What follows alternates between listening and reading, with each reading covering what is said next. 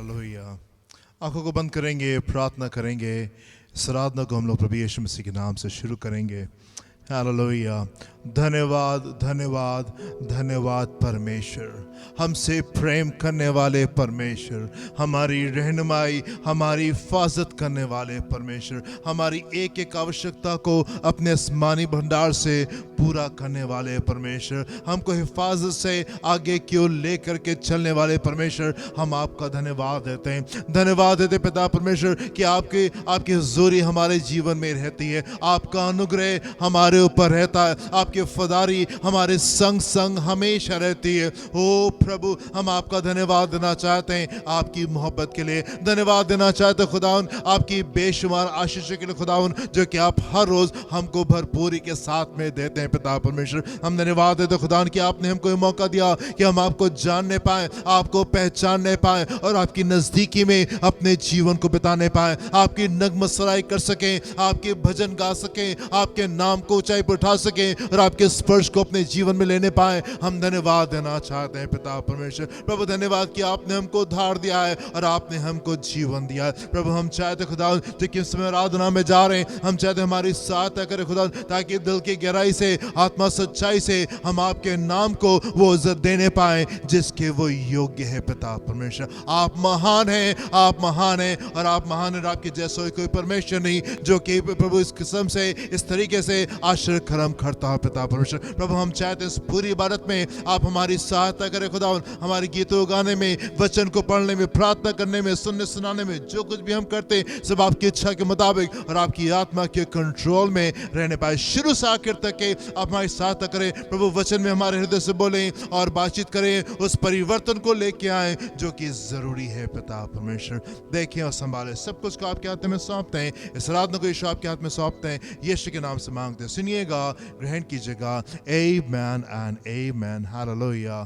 Thank you Jesus. कुछ ही तो गाएंगे हम लोग और प्रभु की महिमा करेंगे। Thank you lord. हे यहोवा, मैं तुझे सराहूंगा क्योंकि तूने मुझे खींच कर निकाला है और मेरे शत्रुओं को मुझ पे आनंद करने नहीं दिया। हे मेरे परमेश्वर यहोवा, मैंने तेरी दुहाई दी और तूने मुझे चंगा किया है। हे यहोवा, तूने मेरा प्राण अधोलोक में से निकाला है, तूने मुझको जीवित रखा और कब्र में पड़ने से बचाया है। हे यहोवा के भक्तों, उसका भजन गाओ और जिस पवित्र नाम से उसका स्मरण होता है उसका धन्यवाद करो। Hallelujah. Thank you Lord. Thank you Jesus. Hallelujah.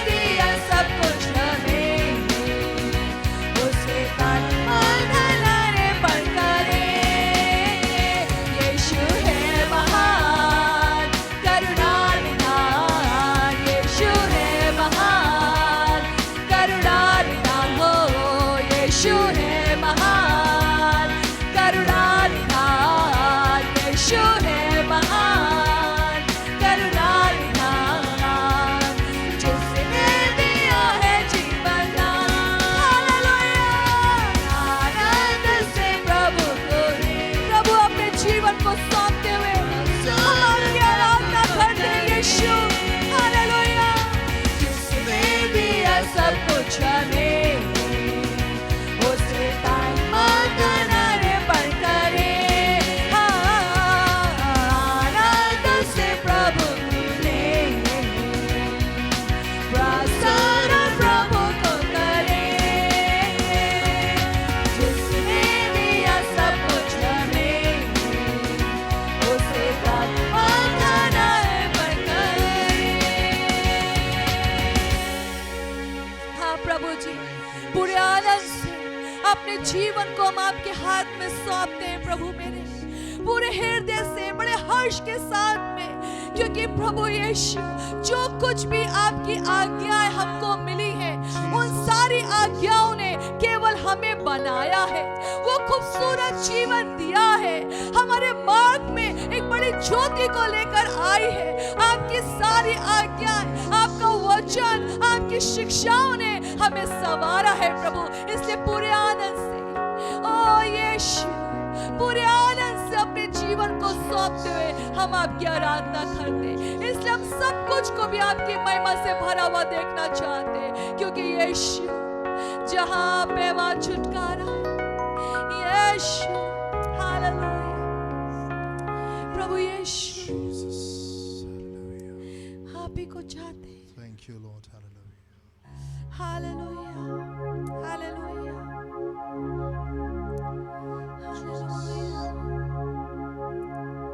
Yeshu,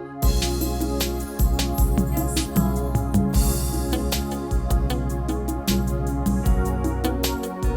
glory, प्रभु यीशु। तेरी स्तुति मैं करूं, आराधना करूं, दिल से, दिल से तेरी स्तुति मैं करूं, आराधना करूं, दिल से,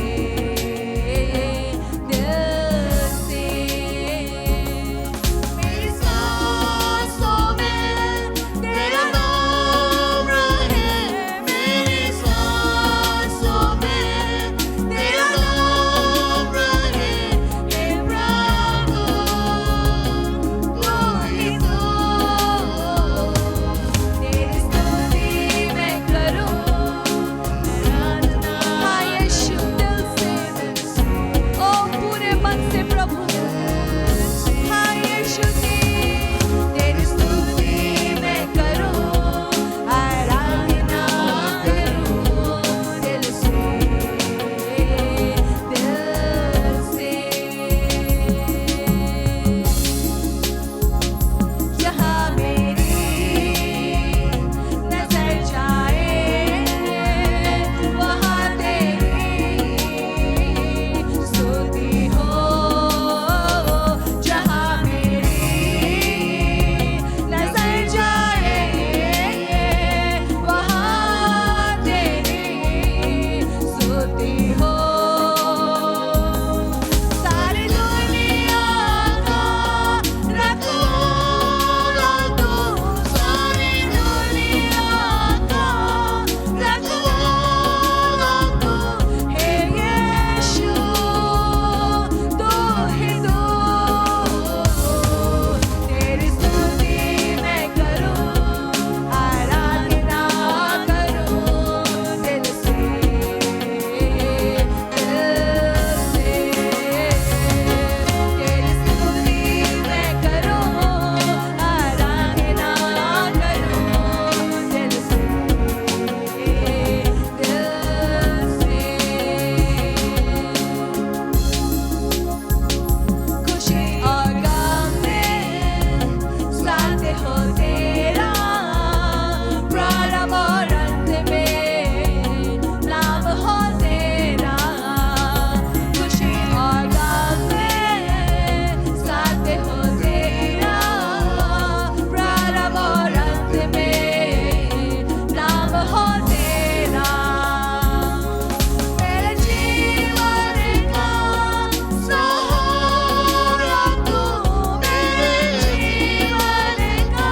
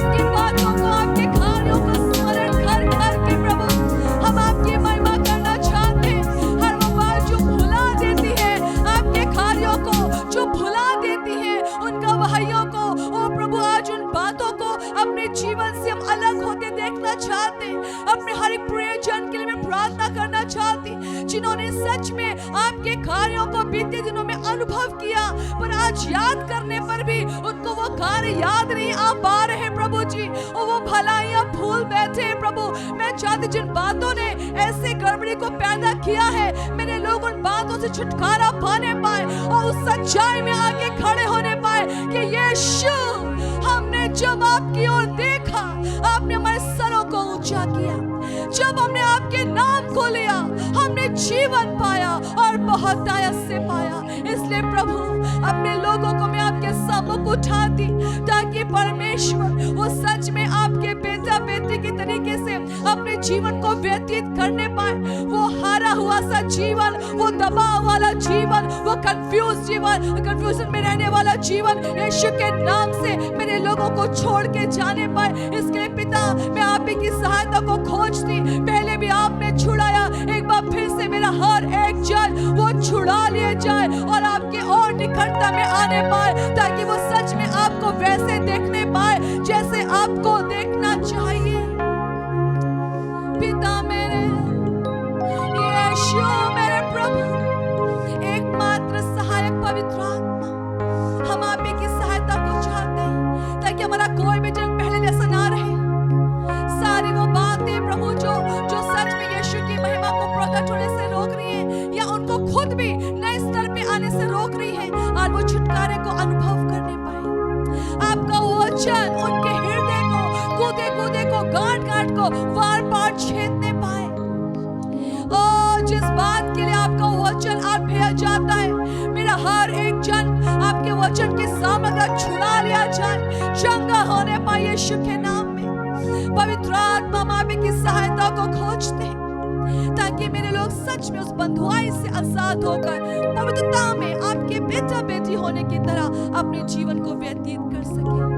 उत्तम सहायक यीशु के नाम में पिता इस प्रार्थना को मांग लेते हैं। आमेन, आमेन।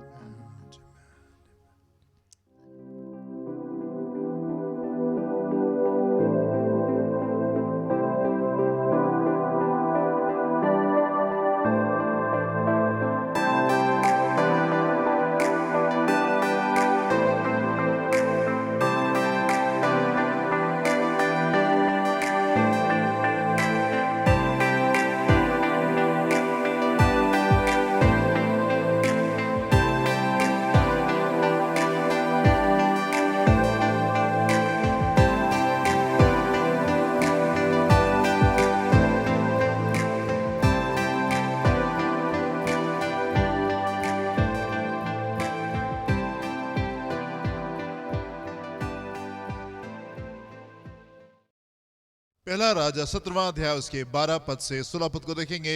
1 Kings chapter 17 verses 12 to 16। उसने कहा, तेरे परमेश्वर यहोवा के जीवन की शपथ, जी। मेरे पास एक भी रोटी नहीं है, केवल घड़े में मुट्ठी भर मैदा और कुप्पी में थोड़ा सा तेल है, जी। और मैं 2-1 लकड़ी बीन कर लिए जाती हूँ कि अपने और अपने बेटे के लिए उसे पकाऊं जी। और हम उसे खाएं फिर मर जाएं। एलिया ने उससे कहा, मत डर, जाकर अपनी बात के अनुसार कर, परंतु पहले मेरे लिए एक छोटी सी रोटी बनाकर मेरे पास ले आ, फिर इसके बाद अपने और अपने बेटे के लिए बनाना, क्योंकि इस्राएल का परमेश्वर यहोवा यूं कहता है कि जब तक यहोवा भूमि पर मेना बरसाएगा, तब तक ना तो उस घड़े का मैदा समाप्त होगा और ना उस कुप्पी का तेल घटेगा। तब वो चली गई और एलिया के वचन के अनुसार किया। तब से वो और स्त्री और उसका घराना बहुत दिन तक खाते रहे, यहोवा के उस वचन के अनुसार जो उसने एलिया के द्वारा कहा था। ना तो उस घड़े का मैदा समाप्त हुआ और ना उस कुप्पी का तेल घटा। Amen and amen. You know, unto the upright there riseth light in darkness. धर्मी जन के लिए अंधकार के बीच में ज्योति जो है वो उदय होती है। इस्राएल तो बहुत संकट में है, यहाँ पे लोग तो बहुत प्रॉब्लम में है। 3.5 साल हो गए हैं, बारिश नहीं हुई है, पानी नहीं है लोगों के पास में। जो अच्छे सोते थे अच्छे, वो सूख चुके हैं, झरने जो है वो सूख गए हैं।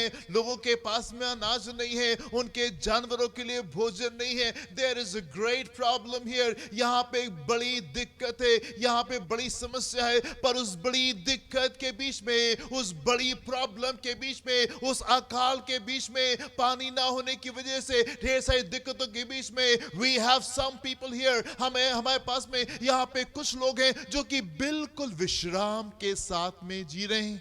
उनको कोई टेंशन नहीं है, उनको कोई प्रेशर नहीं है।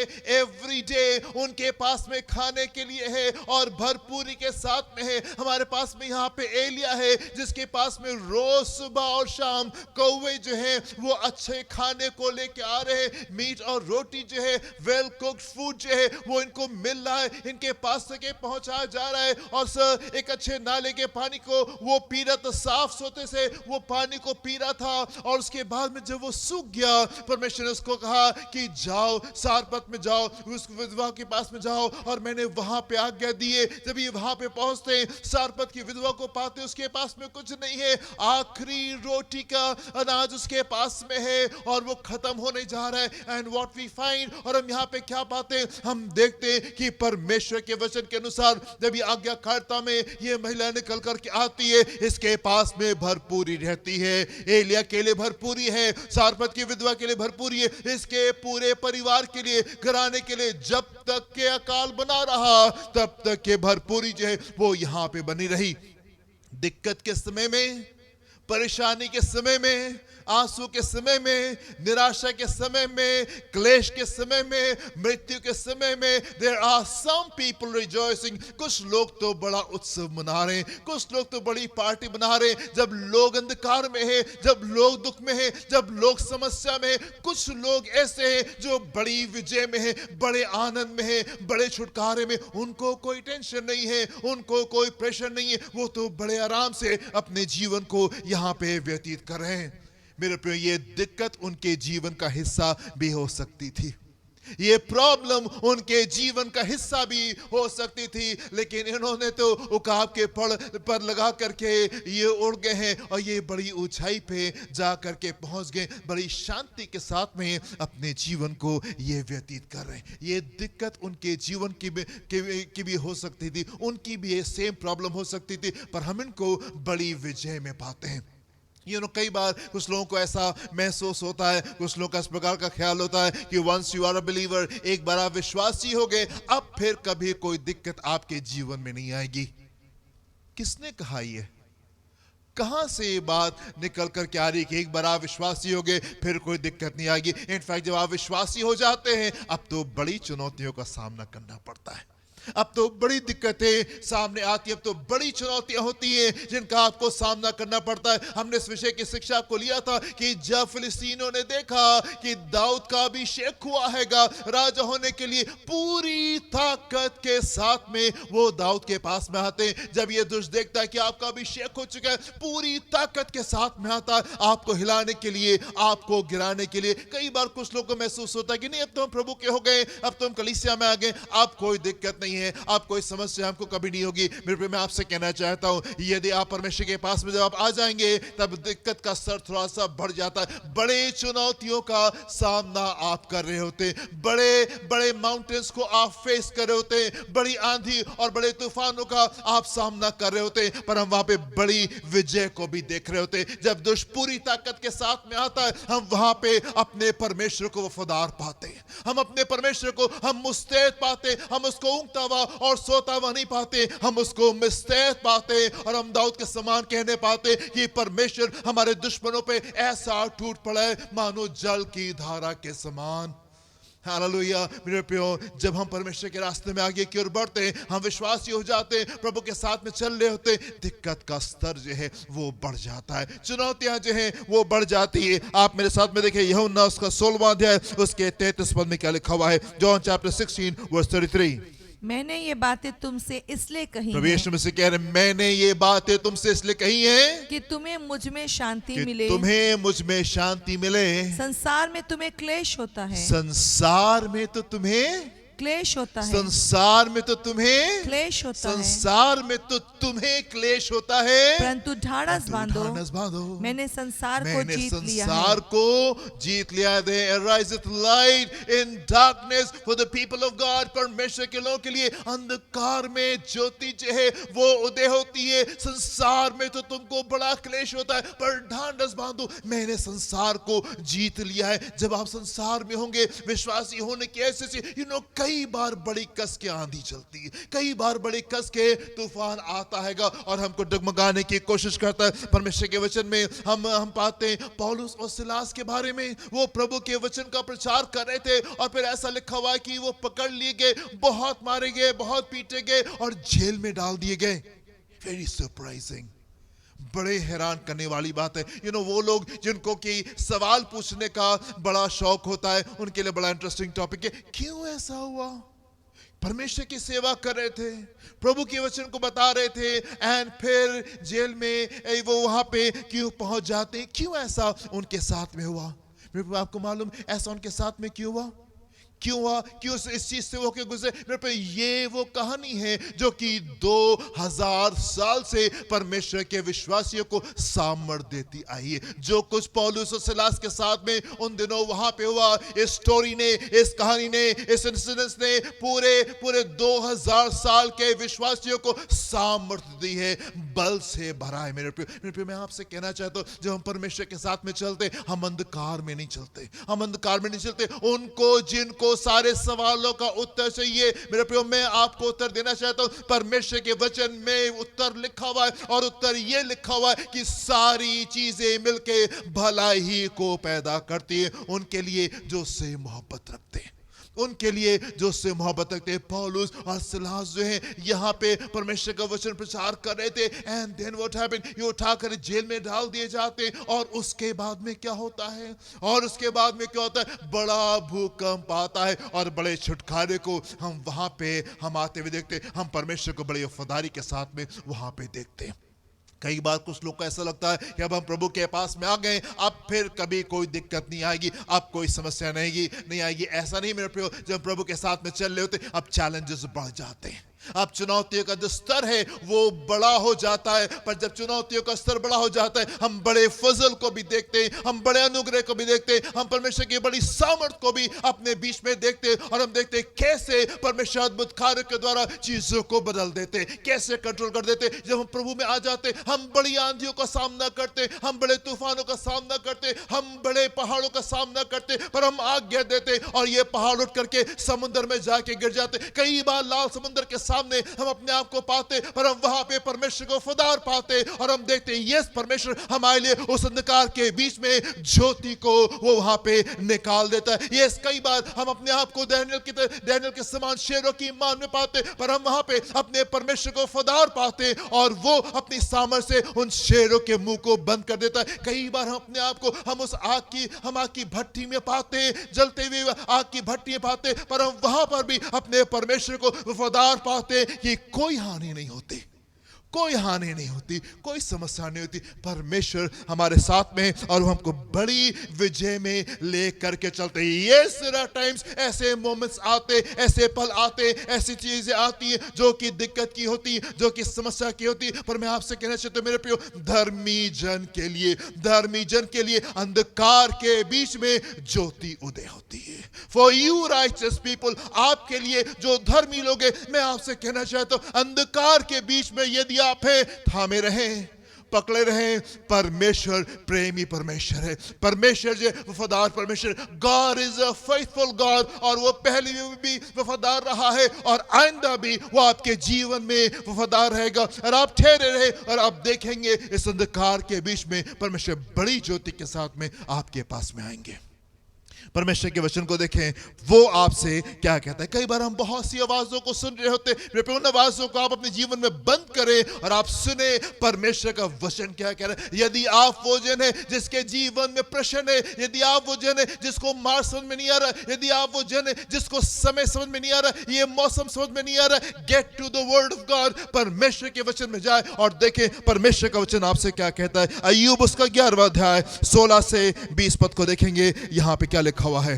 तब तू अपना दुख भूल जाएगा, तब तू अपना दुख भूल जाएगा, तू अपना दुख भूल जाएगा। अंधकार के बीच में God is promising you something, परमेश्वर अंधकार के बीच में आपसे ज्योति का वायदा कर रहे, तब तू अपना दुख भूल भूल जाएगा तो उसे उस पानी के समान तो स्मरण उस करेगा पानी के समान स्मरण करेगा जो बह गया हो। जो बह गया। यदि आप उस दुख में हैं मेरे प्रियो, यदि आप उस पेन में हैं, यदि आप उस मौसम में हैं जहां पे आपको समझ में नहीं आ रहा है कि ये क्या हो रहा है, यदि आपके जीवन में कुछ प्रश्न है, यदि आपके जीवन में कोई ऐसी बातें आपको समझ में नहीं आ रहा है कि यहाँ पे क्या हो रहा है, मैं आपसे कहना चाहता हूँ परमेश्वर के वचन का वायदा आपके लिए है और वो आपसे कह रहा है, हे धर्मी जन, तो अपने दुख भूल जाएगा, तो अपने दुख भूल जाएगा और तेरे दुख जो है जल के समान बह जाएंगे। जी आगे।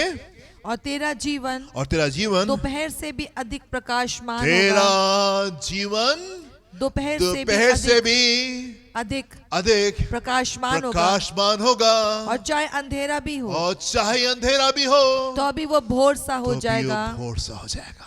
मेरे प्रियो, मैं आपसे कहना चाहता हूं परमेश्वर का वचन आपसे कह रहा है, परमेश्वर आपसे कह रहे हैं चाहे अंधेरा भी हो, चाहे अंधेरा भी हो, वो भोर सा हो जाएगा, वो भोर सा हो जाएगा। जी आगे पढ़ने क्या लिखा हुआ है? तुझे आशा होगी, तुझे आशा होगी, इस कारण तू निर्भय रहेगा, इस कारण तू निर्भय रहेगा। You will have hope, इस कारण तू निर्भय रहेगा। और अपने चारों ओर देख देख कर, चारों ओर देख देख कर तू निर्भय विश्राम कर सकेगा। निर्भय विश्राम कर सकेगा। जब तू लेटेगा तब कोई तुझे डराएगा नहीं, कोई तुझे डराएगा नहीं। और बहुतेरे तुझे प्रसन्न करने का यत्न करेंगे, और बहुतेरे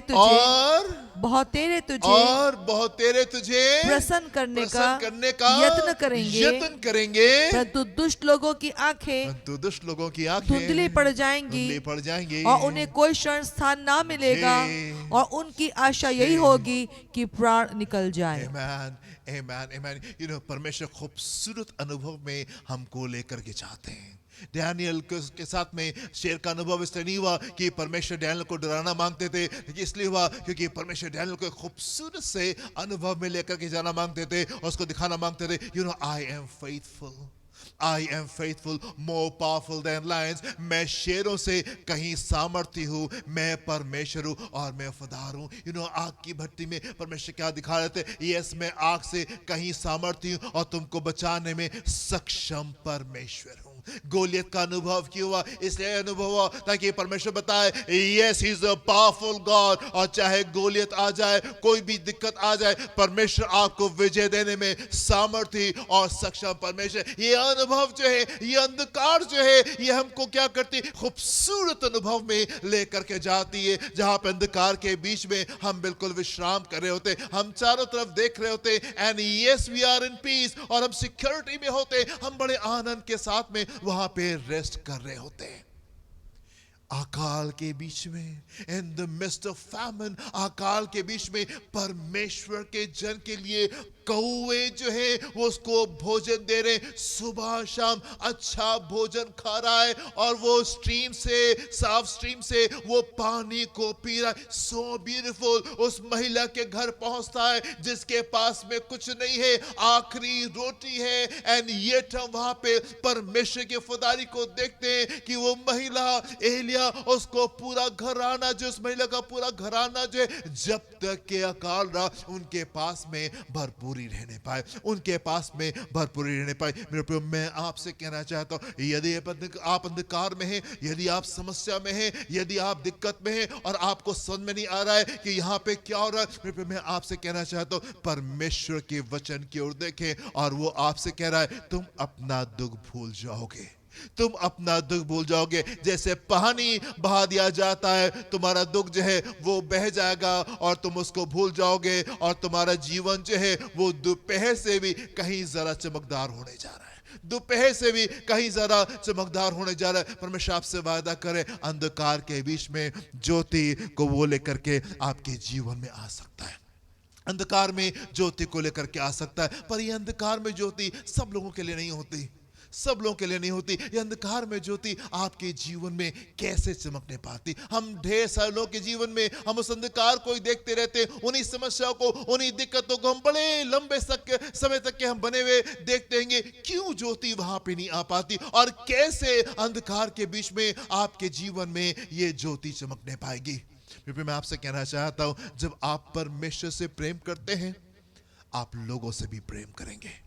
और आप उसकी कलीसिया से भी प्रेम करेंगे और आप उसकी चीजों से भी प्रेम करेंगे। एंड और आपको बेचैनी होगी जब आप लोगों को पाप में देखेंगे, जब आप लोगों को दिक्कत में देखेंगे, आपको बेचैनी होगी। और उसका वचन जो है वो आपके जीवन में धधकती हुई आग के समान होगा और आप अपने आप को रोक नहीं पाएंगे। The Spirit will compel you। जो आत्मा है वो जोर को मारेगी, वो आपको विवश करेगा कि आप आगे बढ़े और उन चीजों के लिए आप कुछ करें। जब आप परमेश्वर से प्रेम करते हैं, आप उसकी चीजों से भी प्रेम करते हैं, आप उसकी चीजों से भी प्रेम करते हैं। और यदि आप उसकी चीजों से प्रेम करेंगे, परमेश्वर आपकी चीजों से प्रेम करेंगे। जब आप उसके युद्धों को लड़ेंगे, परमेश्वर आपके युद्धों को भी वो लड़ने जा रहा है। परमेश्वर ने दाऊद के युद्धों को क्यों लड़ा?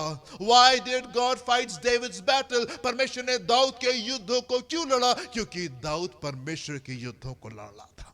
दाऊद जो था वो परमेश्वर के युद्धों को लड़ रहा था। परमेश्वर ने अब्राहम के परिवार को क्यों खड़ा किया? क्योंकि अब्राहम जो था वो परमेश्वर के बड़े परिवार को खड़ा कर रहा था।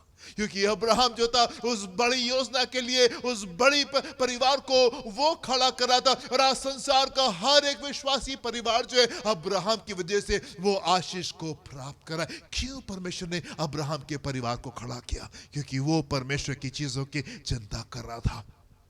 नूह को परमेश्वर ने क्यों बचा लिया? उसके संसार को, उसकी चीजों को परमेश्वर ने क्यों बचा लिया? क्योंकि नूह ने उस जमाने के लोगों की परवाह की, क्योंकि नूह ने उस जमाने के लोगों की परवाह की। एंड इसलिए परमेश्वर जो थे वो उसके संसार को, नूह के परिवार को वो बचाने के लिए वहां पे आ गए। 120 साल तक के नूह जो था वो नाव को बनाता रहा। एंड लोग जो थे एवरी डे आके से पूछते थे, क्या कर रहे हो? What are you doing? What are you up to? तुम कर क्या रहे हो? अरे वो 120 साल तक के वो प्रचार करता रहा, वो प्रचार करता रहा, वो प्रचार करता रहा। यद्यपि कोई परिवर्तन नहीं आया, यदि कोई जन नहीं बचा, संसारिक दृष्टि से अगर आप देखेंगे, आप कहेंगे ये तो सबसे अनसक्सेसफुल प्रचारक था, सबसे बड़ा फेलियर प्रचारक अगर कोई था तो वो नूह था। 120 साल तक के प्रचार करता रहा एंड येट कोई नहीं आया। कामयाबी का मापदंड यह नहीं होता कि आपने क्या कुछ हासिल कर लिया। कामयाबी का मापदंड जो होता है वो ये होता है कि जो जिम्मेदारी आपको दी गई, आपने उसको कितनी खूबसूरती से पूरा किया, कितना उसका रिजल्ट है, क्या कुछ आपने एक्वायर किया। वो कामयाबी को नहीं बताता। कामयाबी इस तरीके से जज की जाती है परमेश्वर के राज में कि जो काम आपको दिया गया, आपने उसको कितनी वफादारी के साथ में किया। Here are some people, यहाँ पे कुछ लोग हैं जो कि परमेश्वर की चीजों की फिक्र कर रहे हैं। मैं आपसे कहना चाहता हूँ, जब आप परमेश्वर की चीजों की फिक्र करेंगे, परमेश्वर आपकी चीजों की फिक्र करेंगे। जब आप परमेश्वर के युद्धों को लड़ेंगे, परमेश्वर आपकी युद्धों को लड़ेंगे। जब आप परमेश्वर के परिवार की चिंता करेंगे, परमेश्वर आपके परिवार की चिंता करेंगे। जब आप परमेश्वर की चीजों की चिंता करेंगे, He will take care of you, वो आपकी चीजों की चिंता करेगा। अंधकार के बीच में हम ज्योति किन लोगों के लिए पाते हैं? हम उन लोगों के लिए पाते हैं जो कि परमेश्वर के साथ में वफादार रहते हैं, जो कि उसकी चीजों की फिक्र करते हैं। यहां पे हमारे पास में एलिया है, और एलिया ने क्या किया? एलिया बेचैन था।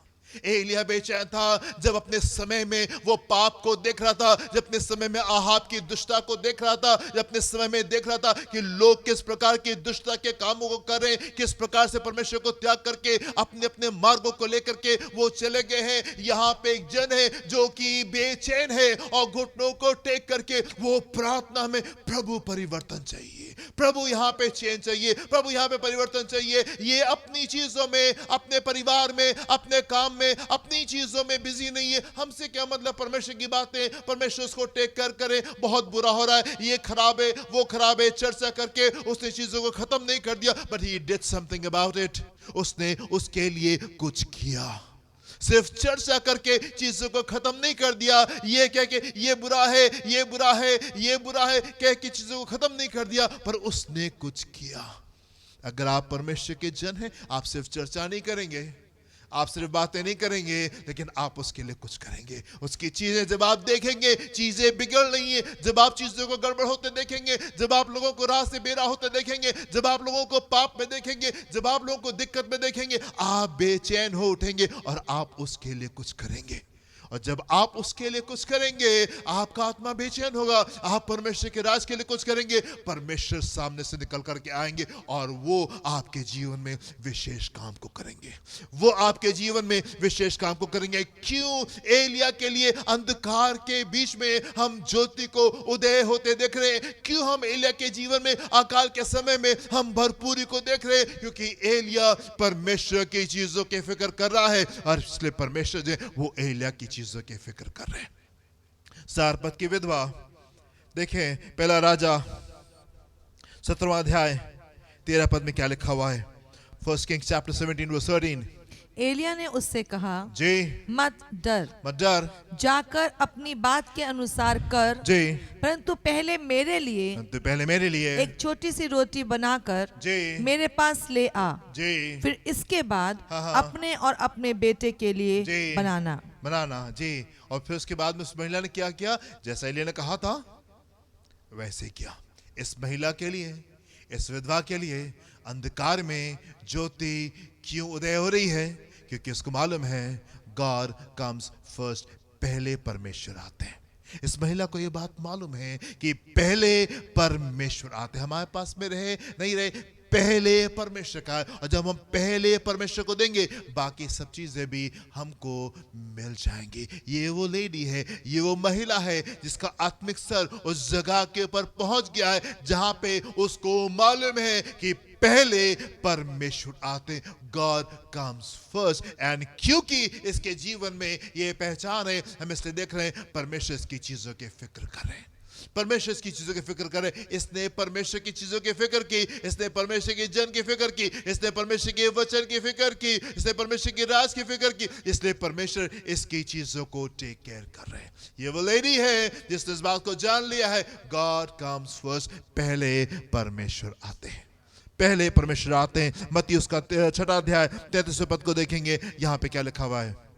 इसलिए पहले तुम परमेश्वर के राज, यीशु मसीह ने कहा इसलिए तुम परमेश्वर के राज तुम परमेश्वर राज और उसके धर्म की खोज करो, धर्म की खोज करो, तो ये सब वस्तुएं भी तुम्हें मिल जाएंगी, तुमको यूं ही मिल जाएंगी। पहले तुम परमेश्वर उसके राज की खोज करो। गॉड कम्स फर्स्ट, पहले परमेश्वर आते हैं, पहले उसका राज आता है, पहले उसकी चीजें आती। मैं आपसे पूछना चाहता हूँ, यस आप हर संडे कलीसिया में निकल के आते हैं, यस आप डेली वचन पढ़ते हैं, यस आप डेली प्रार्थना करते हैं, आप अपने दान अपने दसवें से परमेश्वर की महिमा करते हैं, पर क्या आप उसकी चीजों की चिंता करते हैं? क्या आप उसकी चीजों के फिक्र करते हैं? अगर आप परमेश्वर से प्रेम करेंगे, आप उसकी चीजों से ही प्रेम करेंगे, आप उसकी कलीसिया से प्रेम करेंगे, आप लोगों से प्रेम करेंगे, आप परमेश्वर की बातों से प्रेम करेंगे। एंड ये प्रेम खोखला प्रेम नहीं है, ये एक्टिव प्रेम होने पाएगा, ये पैसिव नहीं रहेगा, ये एक्टिव होने पाएगा जो कि जोर को मारेगा और सामने निकल करके आएगा। आपको परमेश्वर की चीजों की फिक्र होगी। पहले परमेश्वर, फर्स्ट गॉड कम्स फर्स्ट, पहले परमेश्वर आते हैं। जब आप पहले परमेश्वर को स्थान देंगे, तब बाकी की चीजें भी आपके जीवन में होने पाएंगी। तो आप मेरे साथ में एक और पद को देखें, हगाई उसका 1 अध्याय 5 से 11 पद को देखेंगे। यहाँ पे क्या लिखा हुआ है। इसलिए अब सेनाओं का यहोवा यूं कहता है जी, अपने अपने चाल चलन पर ध्यान करो, अपने अपने चाल चलन पर, सेना का यहोवा क्या कह रहा है? अपने अपने चाल चलन पर, अपने चाल चलन पर ध्यान करो। कुछ लोग हैं, there are certain churches जो आपसे कभी नहीं कहेंगे कि आपने पाप किया। वो कभी आपके पाप को आपको दर्शाने नहीं जा रहे। परमेश्वर के वचन को देखें, वो आपसे पाप की बात कर रहा है, वो आपसे पाप की बात करें। अपने अपने चाल चलन को देखो। There are certain people, कुछ लोग हैं जो कि आपसे हमेशा मीठी बात करेंगे, हमेशा अच्छी बात करेंगे, और वो आपकी चीजों को नहीं बताएंगे कि यहाँ पे गलत है, यहाँ पे गड़बड़ है। परमेश्वर चाहते हैं कि आप अपनी चीजों को ठीक करें। प्रभु यहाँ पे कह रहे हैं अपने अपने चाल चलन को देखो, तुमने बहुत बोया तुमने बहुत बोया परंतु थोड़ा काटा, थोड़ा काटा, तुम खाते हो खाते हो परंतु पेट नहीं भरता, पेट नहीं भरता, तुम पीते हो तुम पीते हो परंतु गरमाते नहीं। जी, और जो मजदूरी कमाता है जो मजदूरी कमाता वो है अपनी मजदूरी को जी, कमाई की छेद वाली थैली में रखता है। जी, सेनाओं का यहोवा तुमसे यूं कहता सेनाओं है, का यहोवा तुमसे यूं कहता है, अपने अपने चाल चरण पर सोचो, अपने अपने चाल चलन पर सोचो पहाड़ पर चढ़ जाओ जी, और लकड़ी ले आओ और इस भवन को बनाओ उस भवन को और बनाओ मैं उसको देखकर प्रसन्न होऊंगा जी, और मेरी महिमा होगी। जी, यहोवा का यही वचन है। जी, तुमने बहुत उपज की आशा रखी बहुत उपज की आशा रखी परंतु देखो थोड़ी ही है, जी, और जब तुम उसे घर ले आए हाँ, हाँ, तब मैंने उसको उड़ा मैंने दिया। उसको उड़ा दिया सेनाओं के यहोवा की यही वाणी है, जी, ऐसा क्यों हुआ? ऐसा क्यों हुआ? क्या इसलिए नहीं क्या इसलिए नहीं कि मेरा भवन उजाड़ पड़ा कि है मेरा भवन उजाड़ पड़ा है और तुम में से प्रत्येक और तुम में से प्रत्येक अपने अपने घर को अपने अपने घर को दौड़ा चला जाता है। दौड़ा चला जाता है इस कारण आकाश से जी, ओस गिरना इस कारण आकाश से ओस गिरना और पृथ्वी से अन्न उपजना जी, दोनों बंद हैं जी, मेरी आज्ञा से। मेरी आज्ञा से पृथ्वी और पहाड़ों पर जी, और अन्न और नए दाख मधु पर हाँ, हाँ, और ताजे तेल पर जी, और जो कुछ भूमि से उपजता है जी, उस पर उस और पर मनुष्यों और घरेलू पशुओं पर जी, और उनके परिश्रम की सारी कमाई पर भी जी, अकाल पड़ा है। अकाल पड़ा है। तुमने आशा तो बहुत रखी पर कमाया कम, और जब तुम उसको लेकर के आए और जेबों में रखा तो वो छेद वाली थैलियां थी, सब कुछ वहां से बह गया। तुम लेकर के तो बहुत कुछ आए पर मैंने उसको उड़ा दिया। क्यों उड़ा दिया? क्यों अकाल है? क्यों संघर्ष है? क्यों चीजें इतनी सख्त हैं कुछ लोग के जीवन में? क्योंकि परमेश्वर साफ तरीके से कह रहे हैं कि मेरा भवन तो उजाड़ पड़ा हुआ है और तुम में से हर एक जन सिर्फ अपनी चिंता कर रहा है, सिर्फ अपनी चिंता कर रहा है, अपने बारे में और अपने परिवार को दौड़ा चला जा रहा है। Nobody is caring for my things। मेरी चीजों की चिंता नहीं है, राज की चिंता नहीं है, परमेश्वर की बातों की चिंता नहीं है, परमेश्वर की कलीसिया की चिंता नहीं है, उन लोग की चिंता नहीं है जो कि पाप में, उन लोग की चिंता नहीं है जो कि नरक को जा रहे हैं। हमारे जीवन में सब कुछ बढ़िया है और हमें कोई टेंशन नहीं है, हमें कोई प्रॉब्लम नहीं है। मैं आपसे कहना चाहता हूं, यदि आप परमेश्वर से प्रेम करते हैं, आप परमेश्वर के लोगों से भी प्रेम करेंगे, आप परमेश्वर की कलीसिया से भी प्रेम करेंगे और आप उसकी चीजों से भी आप प्रेम करेंगे, आप उसकी चीजों से भी प्रेम करेंगे। यदि आप उसकी चीजों से प्रेम करने नहीं जा रहे हैं, परमेश्वर कह रहा है मैं तुम्हारे विरोध में हूं, तुम लेकर के तो आओगे पर मैं उसको उड़ा दूंगा, मैं उसको उड़ा दूंगा। यस, तुम आशा तो बड़ी चीजों के रखोगे पर वो चीजें फुलफिल तुम्हारे जीवन में होने नहीं जा रही। आप वापस जाएं और आप इस सेक्शन को दोबारा पढ़ें और देखें परमेश्वर क्या कह रहा है। स्पष्टता के साथ में ढेर सारी बातें यहां पे परमेश्वर कह रहे उन लोगों के लिए जो कि परमेश्वर की चीजों की चिंता नहीं करते, जो कि परमेश्वर की बातों की चिंता नहीं करते, जो कि कलीसिया की परवाह नहीं करते, जो कि परमेश्वर के भवन की चिंता नहीं करते, जो कि परमेश्वर के राज की फिक्र नहीं करते। और परमेश्वर कह रहे यस, मैंने उनको रोक दिया है, मैंने उनको शापित किया। आखिरी का सेक्शन पढ़ेंगे, यहाँ पे क्या लिखा हुआ है, लास्ट 2 वर्सेस। इस कारण आकाश से ओस गिरना जी, और पृथ्वी से अन्न उपजना, इस कारण आकाश से ओस गिरना और पृथ्वी से अन्न उपजना पृथ्वी से अन्न उपजना दोनों बंद हैं। दोनों बंद है। आशा हम बहुत चीजें रखते, प्रभु आपका अनुग्रह चाहिए, वो मिल नहीं रहा है, बड़ी मेहनत कर रहे हैं, सोच रहे फसल आएगी, वो आ नहीं रही है। आगे, मेरी आज्ञा से, मेरी आज्ञा से पृथ्वी और पहाड़ों पर पृथ्वी और पहाड़ों पर और अन्न और नए दाख मधु पर जी, और ताजे तेल पर जी, और जो कुछ भूमि से उपजता है जी, उस पर और मनुष्यों और घरेलू पशुओं पर जी, और उनके परिश्रम की सारी कमाई पर जी, भी अकाल पड़ा है। अकाल पड़ा है। क्यों? मेरे शब्दों के द्वारा चीजें रुकी हुई हैं, मेरे आज्ञा की वजह से ये ब्रेक थ्रू जो है ये रुका हुआ है, मेरी वजह से मैंने इनको ब्लॉक आके कर दिया। एंड यस, ये चीजें मूव नहीं करेंगी, ये चीजें तब तक ही नहीं हिलेंगी जब तक कि हम परमेश्वर की चीजों की परवाह करने नहीं जा रहे, जब तक कि हम उसकी चीजों की फिक्र करने नहीं जा रहे। यदि ये विधवा कहती नहीं, ये तो रोटी मेरी है, आखिरी रोटी है, इसके अलावा तो मेरे पास में कुछ नहीं है और मैं ये रोटी देने नहीं जा रही हूं, तो ये रोटी इसकी होती और उसके बाद में क्या होता? उसके बाद में क्या होता है, इस विधवा के पास में कुछ नहीं होता आगे के लिए, पर क्योंकि इसने दिया, ये भरपूरी विधवा के जीवन में क्यों आई, ये भरपूर इस विधवा के जीवन में इसलिए आई क्योंकि इसने परमेश्वर की बातों की फिक्र की। ये वो महिला है जिसने इस बात को जान लिया, जिसने इस बात को सीख लिया कि ये इसको पहले परमेश्वर को देना है। और मैं आपसे कहना चाहता हूं मेरे प्रियो, ये उसका पहला और ये आखिरी मौका नहीं था कि उसने पहले परमेश्वर को दिया। उसकी आदत इसी प्रकार की थी, उसकी आदत जो है वो इसी प्रकार की थी। मेरे पे एकदम से आज्ञाकारिता नहीं आती है, धीमे धीमे करके आप उस जगह के ऊपर पहुंचते हैं जहां पे आप देना शुरू करते हैं परमेश्वर को। और इस महिला ने अपनी आदत बनाई थी पहले परमेश्वर, पहले परमेश्वर। एंड क्योंकि ये परमेश्वर की चीजों की फिक्र कर रही थी, इसलिए परमेश्वर ने इसकी चीजों की फिक्र की। यदि ये नहीं देती, ये कहती नहीं ये तो मेरी रोटी है और मैं क्यों दूं, ये तो मेरा है, मुझे आवश्यकता है, आप मुझे दो, तुम तो ये ले आओ, तुम भरपूरी को मेरे जीवन में लेके आओ, मेरी रोटी क्यों ले रहे हो, ये मैं नहीं दूंगी, मुझे और दो, मुझे और दो। तो ये भी उस अकाल में होती और ये भी अकाल को झेल रही होती, तो ये भी उस अकाल को झेल रही होती। मेरे पे यदि एलिया खड़ा नहीं होता, यदि एलिया खड़ा नहीं होता, प्रभु लोग पाप कर रहे हैं, लोग पाप में जा रहे हैं और ये बात मुझे बेचैन कर रही है। लोग आपका विरोध कर रहे हैं और ये बात मुझे बेचैन कर रही है। लोग आपकी परवाह नहीं कर रहे हैं और ये बात मुझे बेचैन कर रही है। लोग चर्च में नहीं आ रहे हैं और ये बात मुझे बेचैन कर रही है। लोग राह से बेरा हो रहे हैं और ये बात मुझे बेचैन कर रही है। यदि एलिया नहीं खड़ा होता तो उस अकाल को वो भी झेल रहा होता, तो उस अकाल को वो भी झेल रहा होता।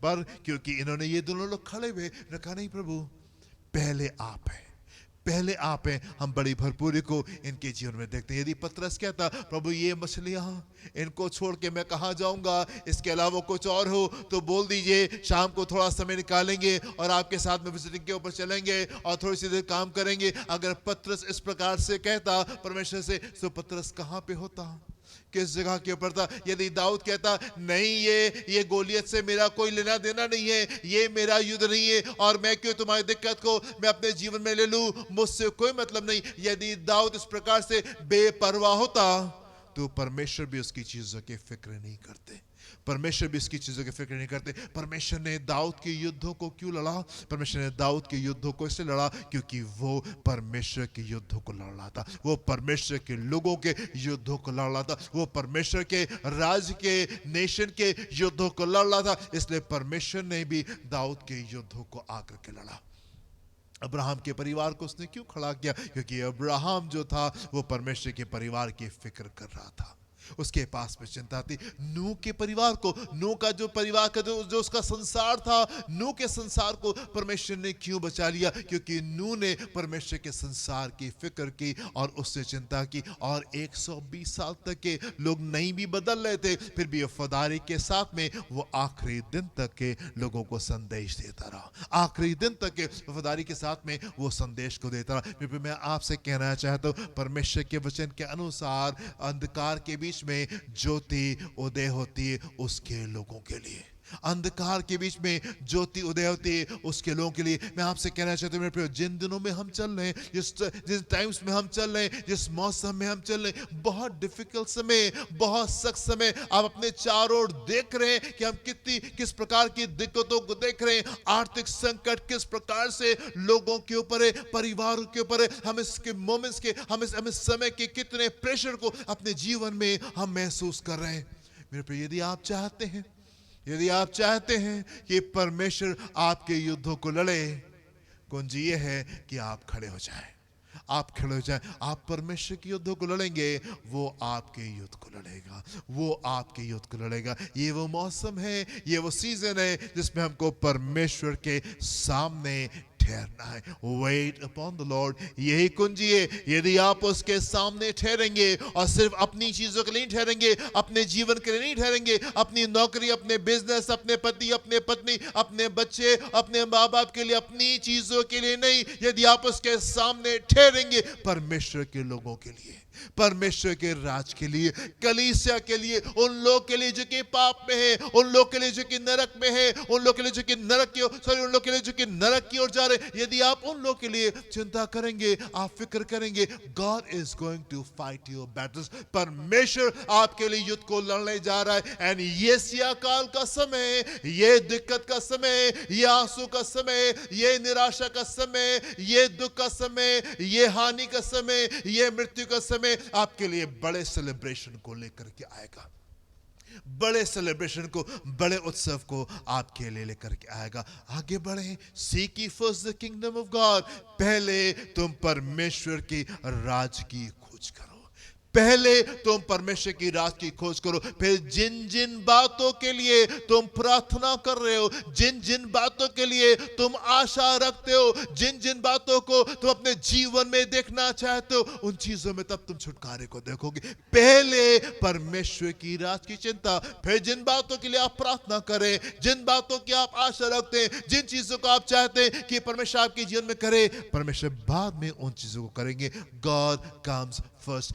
पहले परमेश्वर आते, गॉड कम्स फर्स्ट। अपनी आंखों को बंद करेंगे, हम प्रार्थना करेंगे। Hallelujah, thank you Jesus, hallelujah. धन्यवाद देना चाहते हैं परमेश्वर आपके वचन का, धन्यवाद देना चाहते हैं परमेश्वर आपका कि आप और आपका वचन हमको अंधकार में नहीं रखता। सारे प्रश्नों का उत्तर हमको आपके वचन में मिलता है। पूरब में नहीं, पश्चिम में नहीं, उत्तर में नहीं, दक्षिण में नहीं, लेकिन सारी चीजों का उत्तर, हमारे सारे प्रश्नों का उत्तर हमको परमेश्वर आपके वचन में मिलता है और आपकी आवाज में हमको मिलता है। होने पाए पिता परमेश्वर कि आपके लोग आपकी नजदीकी में अपने जीवन को बिताने पाए। यदि किसी के जीवन में प्रश्न है तो वो आपके पास में आकर के आपसे पूछे पिता परमेश्वर। ओ प्रभु अनुग्रह के पिता परमेश्वर, प्रार्थना करना चाहते हर उस जन के लिए जो कि अकाल को अपने जीवन में महसूस कर रहा है, जो कि दिक्कतों को अपने जीवन में महसूस कर रहा है, जो कि बड़े आंधी बड़े तूफान को अपने बीच में महसूस कर रहा है, जो कि अंधकार को अपने बीच में महसूस कर रहा है। परमेश्वर, हम चाहते कि ये वचन उनके जीवन में पहुंचने पाए, उस वचन के अनुसार लोग खड़े होने पाए और आपकी चीजों के फिक्र करने पाए, आपकी चीजों की टेक केयर करने पाए, ताकि परमेश्वर आप भी उनकी चीजों की फिक्र करें। होने पाए प्रभु कि आपके लोग, आपके कलीसिया इस बात को समझने पाए और जानने पाए कि आप पहले आते। You come first Lord. ये एहसास, ये ज्ञान, ये नॉलेज अपने लोगों को दे, इस बुद्धि और इस समझ के साथ में आपके लोग आपके साथ में आगे की ओर चलने पाए पिता परमेश्वर, ताकि आप उनके युद्धों को लड़े और उनके जीवन में अंधकार के बीच में ज्योति जो है वो उदय होने पाए। अपने हाथ को बढ़ा के छुए कलीसिया के एक एक जन को, हर वो जन खुदा जो कि इस वचन को सुनता है पिता परमेश्वर, विश्वास करने पाए और आज्ञाकारिता के साथ में आगे बढ़े प्रभु, ताकि अंधकार के बीच में हम एक बड़े सेलिब्रेशन में, हम एक बड़े उत्सव में जाने पाए। पिता परमेश्वर, आपकी बातें, आपकी चीजें हमारे जीवनों में राज करने पाए, हमारे जीवन में राज करने पाए। अपने हाथ को बढ़ा करके कलीसिया के एक जन को छुए, जो भी इनकी नीड है, चाहे वो आत्मिक हो, शारीरिक हो, जैसी भी आवश्यकता है पिता परमेश्वर, वो आपके आसमानी भंडार के द्वारा पूरी होने पाए। देखिए, संभाले, अपनी भली भावने सिर इच्छा को पूरी करें। यीशु के नाम से मांगते, सुनिएगा, ग्रहण कीजिएगा। आमीन एंड आमीन। हालेलुया। हमारे खुदावंद यीशु मसीह का फजल, रब आपकी मोहब्बत, पाकुर की रिफाकत शराकत में सारे के साथ में अब से लेकर हमेशा तक होती रहे। Amen and amen. Hallelujah. God bless you my dear friends. प्रभु आपको आशीष दें। जय मसीह की।